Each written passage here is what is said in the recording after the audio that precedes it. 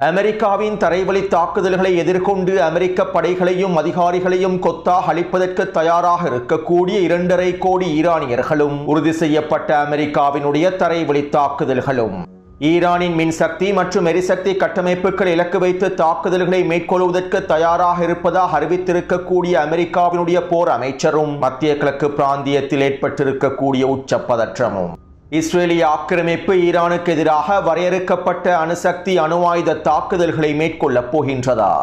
ஈரானுக்கு எதிராக விதிக்கப்பட்டிருக்கக்கூடிய அடுத்த கட்ட பொருளாதார தடைகளும் ஆபரேஷன் எக்கனாமிக் ஃபெரியும் இஸ்ரேலிய ஆக்கிரமிப்புக்கான ஆயுதங்களை கைப்பற்றிய ஏற்றுமதிகளை கைப்பற்றிய பெல்ஜியமும் ஹங்கேரியினுடைய பிரதமரோடு மேற்கொள்ளப்பட்டிருக்கக்கூடிய கலந்துரையாடல்களும் லெபனான் ஜனாதிபதி ஜோசப் அவுனுக்கும் நெட்டன்யாஹுவுக்கும் இடையில் நடைபெறப் போகும் தொலைபேசி கலந்துரையாடல்களும் அடுத்த கட்ட நகர்வுகளும் ஈராக்கிய பிரதமரை தெரிவு செய்வதில் ஏற்பட்டிருக்கக்கூடிய சிக்கல்களும் வருகின்ற சனிக்கிழமை நடைபெறப் போகும் மிக முக்கியமான ஒன்று கூடலும். Subscribe now and press the bell icon. கடந்த நவம்பர் மாதம் ஈராக்கிலே பாராளுமன்ற தேர்தல் நடைபெற்றிருந்தது. இந்த பாராளுமன்ற தேர்தலில் ஈராக் எதிர்ப்பு குழுக்களுடைய மிக முக்கியமான அரசியல் கட்சிகளும் போட்டியிட்டிருந்தார்கள். இதற்கமைவாக குறித்த பாராளுமன்ற தேர்தலில் ஈரானுக்கு ஆதரவான அரசியல் கூட்டணிகளே வெற்றி பெற்றிருந்தார்கள். ஈரானுக்கு முழுமையான ஆதரவை வழங்கக்கூடிய எதிர்க்கட்சிகளுக்கு முழுமையான ஆதரவை வழங்கக்கூடிய அரசியல் கட்சிகள் ஒன்றிணைந்தே வெற்றி பெற்றிருந்தார்கள். மேலும் ஈரானினுடைய வழிகாட்டுதலுக்கு அமைவாக குறித்த கூட்டணியானது நூரி மாலிகி அவர்களை பிரதமர் வேட்பாளராக அறிவித்தார்கள். ஈரானினுடைய புதிய பிரதமர் பதவிக்கு முன்னாள் பிரதமராக இருந்த நூரி மாலிகி அவர்களை தான் நாங்கள் நிலைநிறுத்தப் போகின்றோம் என அறிவித்தார்கள். இதைத் தொடர்ந்து டொனால்ட் ட்ரம்பினுடைய நிர்வாகம் ஈராக்கிய அரசாங்கத்திற்கு உச்சழுத்தங்களை வழங்கியது. நூரி மாலிகி ஈரானின் மிக முக்கியமான ஆதரவாளராக இருக்கின்றார். மேலும் கடுமையான நிலைப்பாடுகளை கொண்டிருக்கக்கூடியவர். இவர் பிரதமர் பதவியில் அமர்த்தப்பட்டால் ஈராக்கிய எதிர்ப்பு குழுக்களுக்கு முழுமையான ஆதரவு கிடைக்க பெற்றுவிடும். ஈராக்கிய அரசாங்கம் ஈரானுக்கு ஆதரவான பலம் பொருந்திய அரசாங்கமாக மாறிவிடும். எனவே நூரி மாலிகி அவர்கள் பிரதமர் பதவியில் அமர்த்தப்படக்கூடாது என டொனால்ட் ட்ரம்பினுடைய நிர்வாகம் உச்சக்கட்ட அழுத்தங்களை வழங்கியிருந்தது. நூரி மாலிகி பிரதமராக தெரிவு செய்யப்பட்டால் ஈராக்குக்கு எதிரான உச்ச பொருளாதார தடைகளை விதிப்பதாகவும் அமெரிக்கா அறிவித்திருந்தது. அது மட்டுமல்லாமல் ஈராக்குடனான பல வர்த்தக தொடர்புகளையும் அமெரிக்கா துண்டித்தது. ஈராக்கின் தற்போதைய பிரதமராக இருக்கக்கூடிய ஷியால் சூதானி அவர்களையே மீண்டும் தெரிவு செய்யுமாறும் அமெரிக்கா உச்சக்கட்ட அழுத்தங்களை வழங்கியிருந்தது. மேலும் நூரி மாலிகியை பிரதமர் வேட்பாளர் பட்டியலில் இருந்து முழுமையாக நீக்கிவிடுமாறு அமெரிக்கா உச்சழுத்தங்களை வழங்கியது. அத்தோடு ஈரானுக்கு எதிரான போர் ஆரம்பிக்கப்படுவதற்கு முன்பு நூரி மாலிகி ஈராக்கின் பிரதமராக தெரிவு செய்யப்பட்டுவிடக் கூடாது, பதவியேற்றுவிடக் கூடாது என்பதற்காக அமெரிக்கா குர்திஷ் கட்சிகளை பயன்படுத்தி ஈராக்கிய ஜனாதிபதியினுடைய தெரிவையும் பிற்படுத்தியது. அதாவது பாராளுமன்ற தேர்தல் நடைபெற்றதற்கு பின்பு ஈராக்கிய பாராளுமன்றத்தில் ஜனாதிபதி தெரிவு செய்யப்பட வேண்டும். பாராளுமன்றத்தில் நடைபெறக்கூடிய வாக்கெடுப்பின் மூலமாகவே ஜனாதிபதி தெரிவு செய்யப்படுவார். மேலும் ஈராக்கினுடைய ஜனாதிபதி அதிகாரமற்றவராகவே இருப்பார். பிரதமர் ஆட்சிதான் ஈராக்கில் நடைபெறுகின்றது. இருப்பினும் பாராளுமன்றத்தில் ஜனாதிபதி தெரிவு செய்யப்பட்டு அறிவிக்கப்பட்டதற்கு பின்பே புதிய பிரதமருக்கு பதவியேற்க முடியும். எனவே ஈரானுக்கு எதிரான போர் ஆரம்பிக்கப்படுவதற்கு முன்பு நூரி மாலிகி பிரதமர் பதவியில் அமர்ந்துவிடக் கூடாது என்பதற்காக குர்திஷ் கட்சிகளை பயன்படுத்தி ஜனாதிபதி வேட்பாளரில் இழுத்தடிப்பு நடவடிக்கைகளை மேற்கொண்டார்கள். ஈராக்கிய அரசியலமைப்பு சட்ட திட்டங்களுக்கு அமைவாக ஈராக்கினுடைய ஜனாதிபதியாக குர்திஷ் இனத்தை சேர்ந்த குர்திஷ் கட்சியை சேர்ந்த ஒருவரை நியமிக்கப்பட வேண்டும். எனவே பாராளுமன்றத்தில் இதற்கான வாக்கெடுப்புகளில் இருந்து குர்திஷ் கட்சிகள் பின்வாங்கியிருந்தன. அமெரிக்காவினுடைய வழிகாட்டுதலுக்கு அமைவாகவே அவர்கள் பின்வாங்கியிருந்தார்கள். இதனாலேயே ஈராக்கினுடைய புதிய பிரதமரை அறிவிப்பதில் தாமதமும் ஏற்பட்டிருந்தது. பிரதமர் பதவி ஏற்பதிலும் தாமதம் ஏற்பட்டிருந்தது. இப்படியான நிலைமையில் கடந்த 3 தினங்களுக்கு முன்பு ஈராக்கிய பாராளுமன்றத்தில் ஜனாதிபதி தெரிவுக்கான வாக்கெடுப்புகள் நடைபெற்றிருந்தன. மேலும் இந்த வாக்கெடுப்பின் மூலமாக ஈராக்கினுடைய புதிய ஜனாதிபதியாக நிசார் அமிதி அவர்கள் தெரிவு செய்யப்பட்டுள்ளார்.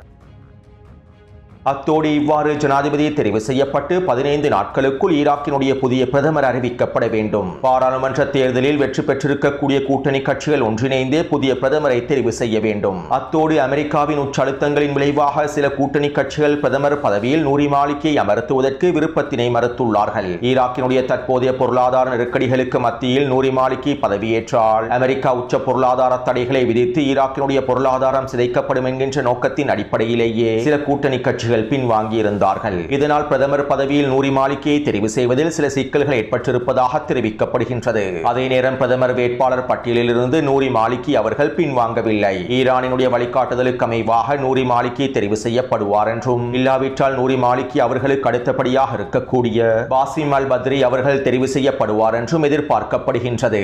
வருகின்ற சனிக்கிழமை பிரதமரை தெரிவு செய்வதற்கான மிக முக்கியமான ஒன்று கூடல் நடைபெறப் போகின்றது. இந்த கூட்டணி கட்சியில் இருக்கக்கூடிய 12 தலைவர்களுக்கும் 12 வாக்குகள் வழங்கப்படும். மேலும் இந்த 12 வாக்குகளில் 8 வாக்குகளை பெறக்கூடியவரை பிரதமர் பதவியில் அமர்த்தப்படுவார். மேலும் இந்த போட்டியில் ஷியா அல் சூதானி அவர்களும் நூரி மாலிகி அவர்களும் பாசிம் அல் பத்ரி அவர்களுமே இருக்கின்றார்கள். மேலும் இந்த வாக்கெடுப்பிலே ஷியா அல் சூதானி அவர்கள் தோற்கடிக்கப்பட்டால் நூரி மாலிகி அவர்கள் பாசிம் அல் பத்ரி அவர்களுக்கு விற்றுக் கொடுப்பதாகவும் தெரிவிக்கப்படுகின்றது. எனவே இதற்கமைவாகவே தற்போது ஈராக்கிய அரசியல் களத்தில் பேச்சுவார்த்தைகள் வீரியமடைந்து செல்கின்றன. வருகின்ற சனிக்கிழமை ஈராக்கிய பிரதமரை தெரிவு செய்வதற்கான உச்சக்கட்ட பதற்றம் ஏற்பட்டுள்ளது. அமெரிக்காவும் ஈராக்கிய அரசாங்கத்திற்கு உச்சக்கட்ட அழுத்தங்களை வழங்கி வருகின்றது. இருப்பினும் ஈரானிய ஒத்துழைப்போடு ஈரானிய வழிகாட்டுதலோடு ஈராக்கினுடைய புதிய பிரதமர் தெரிவு செய்யப்படுவார் என்றும், எதிர்ப்பற்றுக்களை பலப்படுத்தக்கூடிய பலஸ்தீனிய போர் முனைக்கு ஆதரவான எதிர்ப்பற்றுக்களை பலப்படுத்தக்கூடிய புதிய பிரதமர் தெரிவு செய்யப்படுவார் என்றுமே எதிர்பார்க்கப்படுகின்றது. அடுத்து சர்வதேச நாணய நிதியம் லெபனானுக்கான $1 பில்லியன் கடனுதவியை வழங்குவதற்கு தயாராக இருப்பதாக அறிவித்துள்ளது. லெபனானுக்கும் இஸ்ரேலுக்கும் இடையிலான நேரடியான பேச்சுவார்த்தைகள் ஆரம்பிக்கப்பட்டதற்கு பின்பே சர்வதேச நாணய நிதியமும் லெபனானுக்கான இந்த கடன் தொகையை வழங்குவதற்கு அனுமதியை வழங்கியுள்ளது. பொருளாதார நெருக்கடிகளுக்குள் சிக்கிக் கொண்டிருக்கக்கூடிய லெபனானுக்கு IMF ஆனது இந்த $1 பில்லியன் வழங்குவது மாத்திரமல்லாமல் இதற்காக விதிக்கப்பட்டிருக்கக்கூடிய நிபந்தனைகளில் லெபனானுக்கும் இஸ்ரேலுக்கும் இடையிலான இயல்பாக்கமும் உள்ளடங்கப்பட்டுள்ளது. ஹிஸ்புல்லா இராணுவத்தினையும் ஏனைய எதிர்ப்பு குழுக்களை முழுமையாக நிராயுத பாணியாக்குவதையும் IMF-இனுடைய நிபந்தனைகள் உள்ளடக்குகின்றன.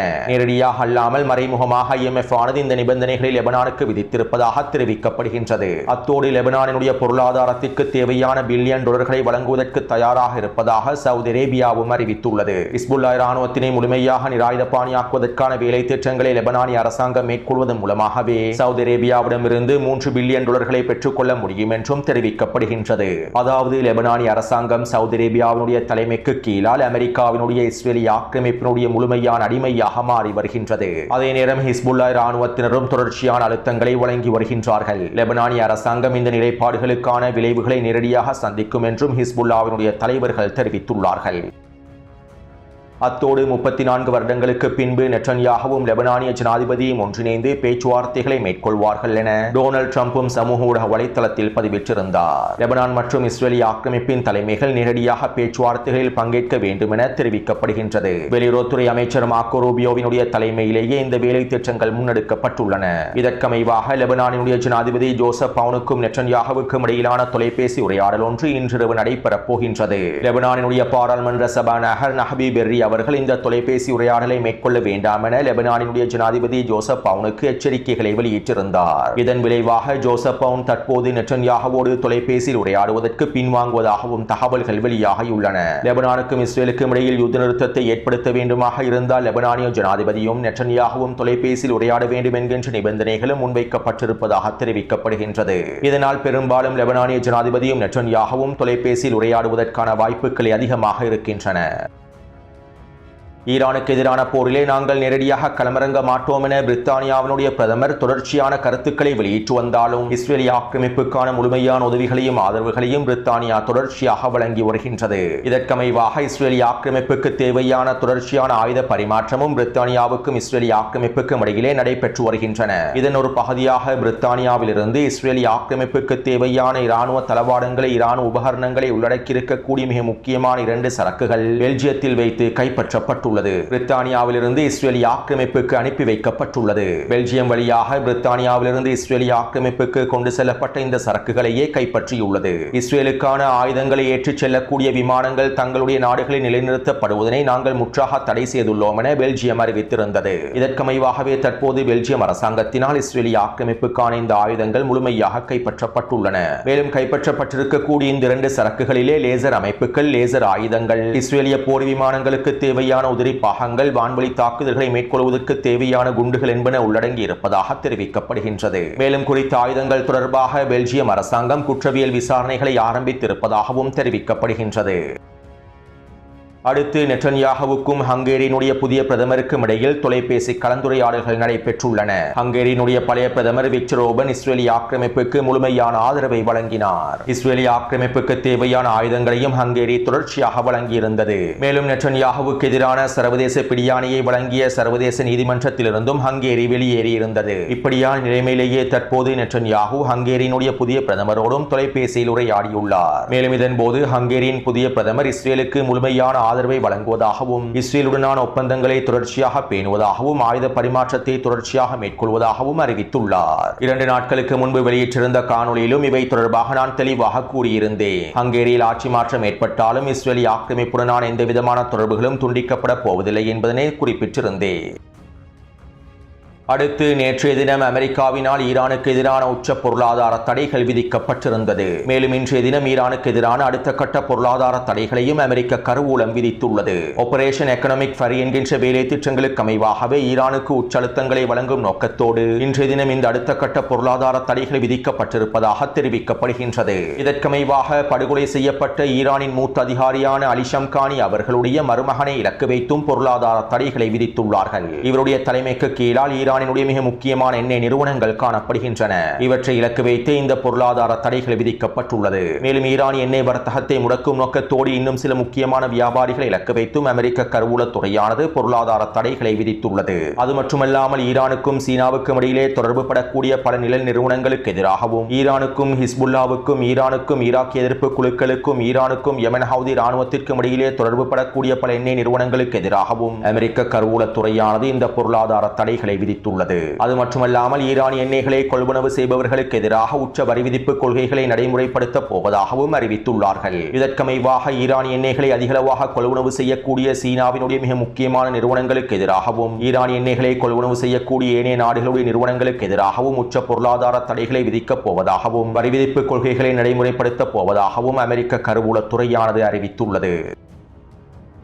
அடுத்து பாகிஸ்தானிய ராணுவ தலைமை அதிகாரி ஆசிம் முனிர் ஈரானிலே களமிறங்கியிருந்தார். மேலும் இன்று மாலை ஈரானிய பாராளுமன்ற சபாநாயகர் முகமது கலிபாப் அவர்களையும் சந்தித்து கலந்துரையாடல்களை மேற்கொண்டிருந்தார். அத்தோடு பாகிஸ்தானிய ராணுவ தலைமை அதிகாரி அமெரிக்காவினுடைய செய்தியையே ஈரானுக்கு கொண்டு வந்திருந்தார். இவை தொடர்பாக இன்று மதியம் வெளியிட்ட காணொலியில் தெளிவாக குறிப்பிட்டிருந்தேன். அத்தோடு இவருடைய வருகை தொடர்பாக இன்னும் சில முக்கியமான தகவல்களும் கசிவடைந்துள்ளன. அதாவது மீண்டும் போர் ஆரம்பிக்கப்பட்டதற்கு பின்பு இஸ்ரேலிய ஆக்கிரமிப்பு ஈரானுக்கு எதிராக வரையறுக்கப்பட்ட அணுவாயுத அணுசக்தி தாக்குதல்களை மேற்கொள்வதற்கு தயாராக இருப்பதாக பாகிஸ்தானினுடைய இராணுவ தலைமை அதிகாரி ஈரானிய தலைமைகளுக்கு அறிவித்துள்ளார். மேலும் இந்த தகவல்களை பத்திரிகையாளர் அப்துல்லா காலூக் அவர்கள் தெரிவித்துள்ளார். அத்தோடு ஈரானுக்கு எதிராக வரையறுக்கப்பட்ட அணுசக்தி தாக்குதல்கள் மேற்கொள்ளப்படுவதற்கான வாய்ப்புகள் அதிகமாக இருப்பதாக பாகிஸ்தானிய இராணுவ தலைமை அதிகாரி ஈரானிய தலைமைகளுக்கு தெரிவித்திருப்பது ஒரு விதமான மிரட்டலாகும். ஈரான் அதனுடைய நிபந்தனைகளை கைவிட்டு அமெரிக்காவினுடைய நிபந்தனைகளை முழுமையாக ஏற்றுக்கொள்ள வேண்டும் என்பதற்காகவும் இன்னும் 2 வாரங்களுக்கு போர் நிறுத்தத்தை நீடிப்பதற்கான சம்மதத்தினை வழங்க வேண்டும் என்பதற்காகவும் அல்லது அவசரமாக ஒப்பந்தத்தை முடிக்க வேண்டும் என்பதற்காகவும் வழங்கப்பட்டிருக்கக்கூடிய ஒரு மிரட்டலாகும். நீங்கள் அமெரிக்காவுடைய நிபந்தனைகளை ஏற்றுக்கொள்ளாவிட்டால் நிச்சயமாக இஸ்ரேலிய ஆக்கிரமிப்பு வரையறுக்கப்பட்ட அணுவாயுத தாக்குதல்களை மேற்கொள்ளும் என்கின்ற மிரட்டல்களையே பாகிஸ்தானிய இராணுவ தலைமை அதிகாரி ஈரானிய தலைமைகளுக்கு வழங்கியுள்ளார். மத்தியஸ்தராக இருக்கக்கூடிய பாகிஸ்தானுக்கு மரியாதை வழங்கும் நோக்கத்தோடு இந்த தகவல்களை ஈரானிய ஊடகங்கள் வெளியிடவில்லை. இருப்பினும் இந்த அச்சுறுத்தல்களை பாகிஸ்தானிய இராணுவ தலைமை அதிகாரி ஈரானிய தலைமைகளுக்கு வழங்கியுள்ளார் என்பதனை பத்திரிகையாளர் அப்துல்லா காலூக் அவர்கள் உறுதிப்படுத்தியுள்ளார். அத்தோடு இன்றிரவு பேச்சுவார்த்தைகளை முடித்துவிட்டு ஆசிப் முனீர் அமெரிக்காவுக்கு விஜயம் செய்ய போவதாகவும் ஈரானிய தலைமைகளுடைய பதிலை டொனால்ட் ட்ரம்பின் நிர்வாகத்திற்கு அறிவிக்கப் போவதாகவும் தெரிவிக்கப்படுகின்றது. அத்தோடு வரையறுக்கப்பட்ட அணுவாயுத தாக்குதலாக அணுசக்தி தாக்குதலாக ஈரானின் புஷேர் அணுமின் நிலையம் மீதான தாக்குதல்களை எங்களுக்கு உள்ளடக்க முடியும். ஈரானினுடைய புஷேர் அணுமின் நிலையத்தை இலக்கு வைத்து தாக்குதல்கள் மேற்கொள்ளப்படுவதற்கான வாய்ப்புகள் அதிகமாகவே இருக்கின்றது என்பதனை 2 வாரங்களுக்கு முன்பே நான் காணொலிகளில் குறிப்பிட்டிருந்தேன். ஈரானுக்கு உச்சழுத்தத்தை வழங்கும் நோக்கத்தோடு குறித்த புஷேர் அணுமின் நிலையம் இலக்கு வைத்து தாக்குதல்களை மேற்கொள்வதற்கான வாய்ப்புகள் அதிகமாகவே இருக்கின்றன. அத்தோடு 3 நாட்களுக்கு முன்புதான் ரஷ்யா புஷேர் அணுமின் நிலையத்தில் இருக்கக்கூடிய அனைத்து ஊழியர்களையும் முழுமையாக வெளியேற்றியுள்ளார்கள். தற்போது குறித்த அணுமின் நிலையத்தில் 20 ஊழியர்கள் மாத்திரமே இருப்பதாக தெரிவிக்கப்படுகின்றது. ஈரானுக்கு எதிரான ஃபைனல் ப்ளோ தாக்குதல்களில் ஈரானினுடைய அணுமின் நிலையத்தில் இலக்கு வைத்து தாக்குதல்களை மேற்கொள்வதற்கு இஸ்ரேலிய ஆக்கிரமிப்பு திட்டமிட்டுள்ளது. மேலும் இந்த தாக்குதல்களை மேற்கொள்வதற்கு முன்பே இந்த தாக்குதலை காரணமாக வைத்து ஈரானுக்கு உச்சழுத்தங்களை வழங்கி வருகின்றார்கள். இருப்பினும் இந்த உச்சழுத்தங்கள் ஒரு பொழுதும் பயனளிக்கப் போவதில்லை.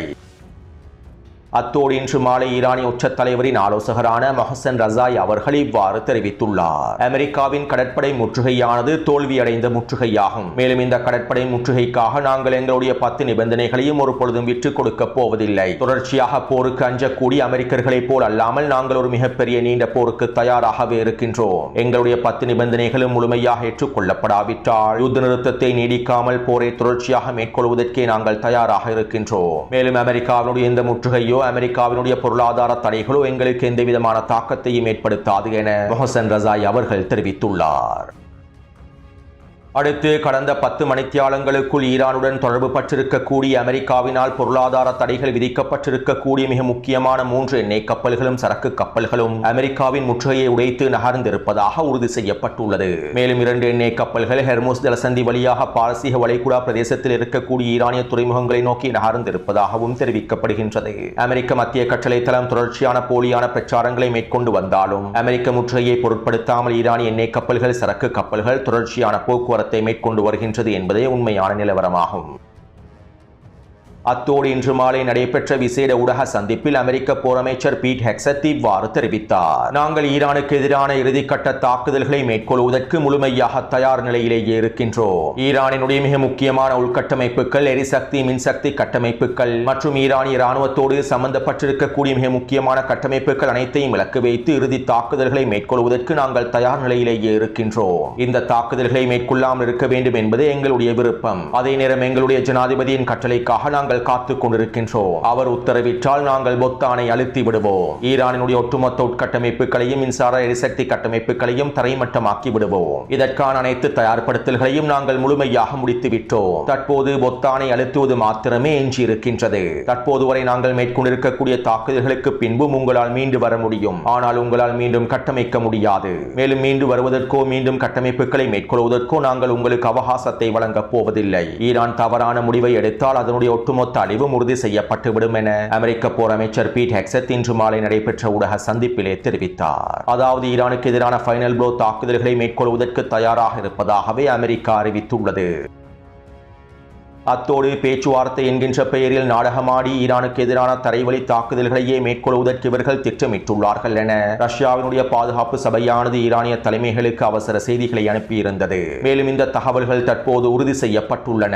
அதாவது ஈரானுக்கு எதிரான ஒரு மிகப்பெரிய தரைவழி தாக்குதலை மேற்கொள்வதற்கு அமெரிக்கா தயாராகி வருகின்றது என்பதனை ஈரானிய அதிகாரிகளும் உறுதி செய்துள்ளார்கள். ஈரானின் வடமேற்கு பிரதேசத்திலிருந்து குர்திஷ் படைகளை பயன்படுத்தி ஈரானினுடைய அசர்பைஜான் எல்லை பிரதேசத்தினூடாகவும் பாகிஸ்தான் எல்லை பிரதேசத்தினூடாகவும் தரைவழி தாக்குதல்களை மேற்கொள்வதற்கும் ஹெர்முஸ் ஜலசந்தி பாரசீக வளைகுடா பிரதேசத்தில் இருக்கக்கூடிய முக்கியமான தீவுகளை கைப்பற்றுவதற்கான தரைவழி தாக்குதல்களை மேற்கொள்வதற்கும் ஈரானினுடைய கடற்கரை நகரங்களை கைப்பற்றுவதற்கான தரைவழி தாக்குதல்களை மேற்கொள்வதற்கும் அமெரிக்கா திட்டமிட்டிருப்பதாகவும் இதனை உறுதிப்படுத்தக்கூடிய நகர்வுகள் கடந்த 2 நாட்களுக்குள் வெளிப்படுத்தப்பட்டிருப்பதாகவும் ஈரானிய தலைமைகள் உறுதி செய்துள்ளார்கள். அத்தோடு இந்த தகவல்கள் உறுதி செய்யப்பட்டதன் விளைவாகவே ஈரானும் ஈராக் எதிர்ப்பு குழுக்களும் குர்திஸ்தான் பிரதேசத்தில் இருக்கக்கூடிய பிரிவினைவாதிகளுக்கு எதிரான ட்ரோன் தாக்குதல்களை, ஏவுகணை தாக்குதல்களை மேற்கொண்டு வருவதாக ஈரானிய ஆய்வாளர்கள் தெரிவித்துள்ளார்கள். அது மட்டுமல்லாமல் நேற்றிரவு சுலைமானியா பிரதேசத்திலே மேற்கொள்ளப்பட்ட ட்ரோன் தாக்குதல்களுக்கு பின்பு படுகாயமடைந்த குர்திஸ் பிரிவினைவாதிகளின் தலைவர்களை அமெரிக்க இராணுவத்தினர் ஹெலிகாப்டர்களின் மூலமாக கொண்டு சென்றிருப்பதும் உறுதி செய்யப்பட்டுள்ளது. எனவே அமெரிக்காவினுடைய பேச்சுவார்த்தையினுடைய நோக்கம் இதுதான். யுத்த நிறுத்தம் இன்னும் 2 வாரங்களுக்கு நீடிக்கப்பட்டாலோ நீடிக்கப்படாவிட்டாலோ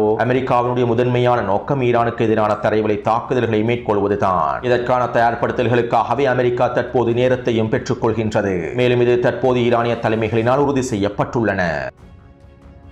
அத்தோடு அமெரிக்காவினுடைய தரைவழி தாக்குதல்களை முறியடிப்பதற்கு அமெரிக்க படைகளுக்கு எதிராக போராடுவதற்கு ஈரானின் ஜன்ஃபதா அணிதிரட்டல் படை பிரிவிலே 2.5 கோடி ஈரானியர்கள் இணைந்து கொண்டுள்ளார்கள். நாங்கள் அமெரிக்காவுக்கு எதிரான போரிலே நேரடியாக களமிறங்குகின்றோம் என 2.5 கோடி ஈரானிய மக்கள் தன்னார்வமாக இணைந்து கொண்டுள்ளார்கள். ஏற்கனவே ஈரானுக்குள் 2 கோடி பசிச் படை பிரிவுகள் போராளிகள் காணப்படுகின்றார்கள். இதற்கு மேலதிகமாகவே தற்போது 2.5 கோடி ஈரானிய மக்களும் இளைஞர்களும் அமெரிக்காவுக்கு எதிரான தரைவழி தாக்குதல்களில் களமிறங்குவதற்கு தன்னார்வமாக இணைந்து கொண்டுள்ளார்கள். அது மட்டுமல்லாமல் ஈரான் இவர்களுக்கு தேவையான ஆயுதங்களையும் தொடர்ச்சியாக பரிமாற்றம் செய்து வருவதாகவும் தெரிவிக்கப்படுகின்றது. மேலும் அமெரிக்காவின் தரைவழி தாக்குதல்களை முறியடிப்பதற்கு கடந்த மாதமே ஈரான் பல வேலை திட்டங்களை மும்முரமாக மேற்கொண்டிருந்தது. எனவே ஈரான் ஒன்றும் புதிதாக வேலை திட்டங்களை மேற்கொள்ள வேண்டிய தேவையில்லை. அமெரிக்காவின் தரைவழி தாக்குதலுக்கு ஈரான் ஆரம்பத்திலிருந்தே தயாராக இருக்கின்றது. இதனால் அமெரிக்காவினுடைய தரைவழி தாக்குதலானது அமெரிக்காவுக்கு மிகப்பெரிய இழப்பாகவே மாறப்போகின்றது. அத்தோடு இந்த காணொலி தொடர்பான கருத்துக்களை பதிவிடுங்கள். தொடர்ந்தும் என்னுடன் இணைந்திருங்கள். நன்றி, வணக்கம்.